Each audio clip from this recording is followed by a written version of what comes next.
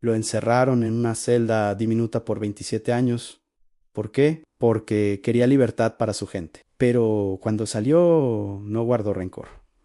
Perdonó y luego se convirtió en el presidente del mismo país que una vez lo había encarcelado. Se llamaba Nelson Mandela. Nelson Rolihlahla Mandela nació el 18 de julio de 1918 en un pueblito llamado Mbeso, en Sudáfrica. Su padre, Godla Henry Mafikanza, era un jefe local respetado y consejero de la familia real Tambo. Pero después de que se negó a obedecer una orden de un magistrado colonial, fue despojado de su jefatura. La familia se vio obligada a dejar Mbeso y mudarse al pueblo cercano de Kunu. Allí, el joven Mandela cuidaba el ganado, escuchaba historias tribales bajo las estrellas y empezó a soñar no con la política, sino con la dignidad y la libertad. Mandela fue el primero de su familia en ir a la escuela. En su escuela misionera, un maestro le puso el nombre inglés Nelson. Más tarde estudió en la Universidad Fort Hare, un lugar poco común para estudiantes negros. Pero cuando se unió a una protesta estudiantil, lo suspendieron. En lugar de eso, se mudó a Johannesburgo, trabajó de guardia y de oficinista y finalmente estudió Derecho en la Universidad de Witwatersrand. Cuanto más veía, más se daba cuenta de que Sudáfrica necesitaba un cambio. En 1948, el apartheid se convirtió en ley. No era solo racismo, era un sistema legal que dividía a la gente por el color de piel. Los sudafricanos negros no podían votar, tenían que llevar pasaportes para viajar dentro de su propio país. Estaban obligados a vivir en zonas separadas, muchas veces lejos del trabajo, y tenían poco acceso a servicios de calidad. Escuelas, trabajos o atención médica. Arrestaban a la gente solo por caminar en la parte equivocada de la ciudad. Mandela se unió al Congreso Nacional Africano, ANC, y ayudó a formar la Liga Juvenil del ANC. Protestaban contra esas leyes injustas, organizaron boicots, dieron discursos, marchaban pacíficamente por las calles, pero el gobierno no escuchaba. En cambio, respondía con violencia. En 1960, en un pueblo llamado Sharpeville, miles se juntaron pacíficamente para protestar contra esas leyes. La policía abrió fuego. Murieron 69 personas. La mayoría recibió disparos por la espalda. Mientras corría la masacre conmocionó al mundo. El gobierno declaró el estado de emergencia y legalizó al ANC y arrestó a mí.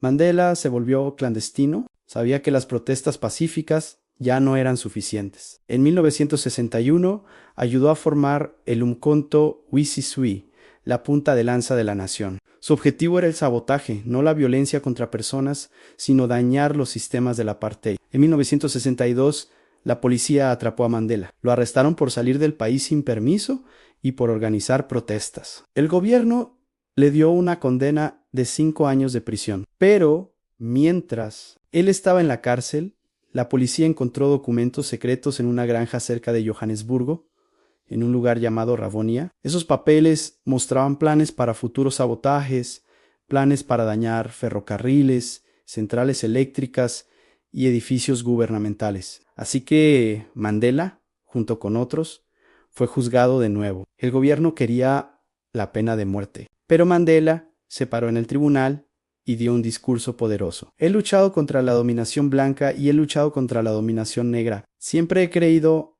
en una Sudáfrica libre y justa. Es un sueño por el que estoy dispuesto a morir. El tribunal le dio cadena perpetua. Mandela no fue llevado como un hombre derrotado, sino como un símbolo de valentía para millones que aún creían en la libertad. Nelson Mandela fue enviado a la isla Robben, una prisión fría y azotada por el viento frente a la costa de Ciudad del Cabo, donde pasaría los siguientes 18 años ahí, aislado del mundo. Su celda era muy pequeña, sin cama, sin baño, solo una delgada estera y un balde. Trabajaba todos los días rompiendo piedras bajo el sol. Solo le permitían una carta cada 6 meses y 2 visitas cortas al año. Cuando su madre murió y luego su hijo falleció, no le permitieron asistir a sus funerales. Pero Mandela se mantuvo fuerte. Estudió, enseñó, incluso aprendió Afrikaans, el idioma de los guardias de la prisión, para entender el sistema que intentaba silenciarlo. Algunos guardias empezaron a respetarlo. Incluso en la cárcel se estaba convirtiendo en un líder. En 1972, después de 18 años en Robben Island, el gobierno lo trasladó a otra prisión. Primero Sor, luego Victor Verster. Esperaban que para mantenerlo fuera del foco, pero ya era demasiado tarde. El nombre de Mandela ya se había convertido en un símbolo de libertad en todo el mundo. En los años 80, las protestas contra el apartheid crecieron en todo el planeta. Países cortaron el comercio con Sudáfrica, celebridades alzaron la voz, la gente en todas partes pedía libertad para Nelson Mandela. Dentro de la prisión, a Mandela le ofrecieron la libertad, pero solo si renunciaba a la lucha, él se negó. No puedo ser libre mientras mi pueblo siga encadenado. Estaba tranquilo, firme, esperando un cambio real. El 11 de febrero de 1990, después de 27 años en la cárcel, Nelson Mandela salió libre. Tenía 71 años. Caminó junto a su esposa, Winnie.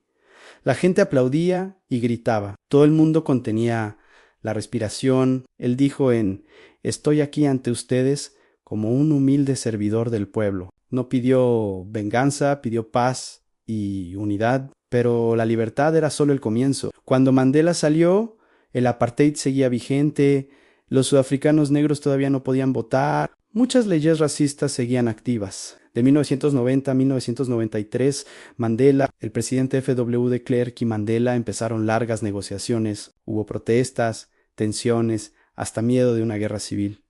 Pero Mandela se mantuvo tranquilo. Quería una sola nación, un voto para todos, un futuro basado en la justicia, no en la venganza. Finalmente, en 1993, se eliminaron las leyes del apartheid. En 1994, Sudáfrica tuvo su primera elección democrática. Por primera vez, todos podían votar. Negros, blancos, ricos, pobres. La gente hizo fila durante horas. Algunos lloraban mientras votaban por primera vez en su vida. Y el 10 de mayo de 1994, Nelson Mandela se convirtió en el primer presidente negro.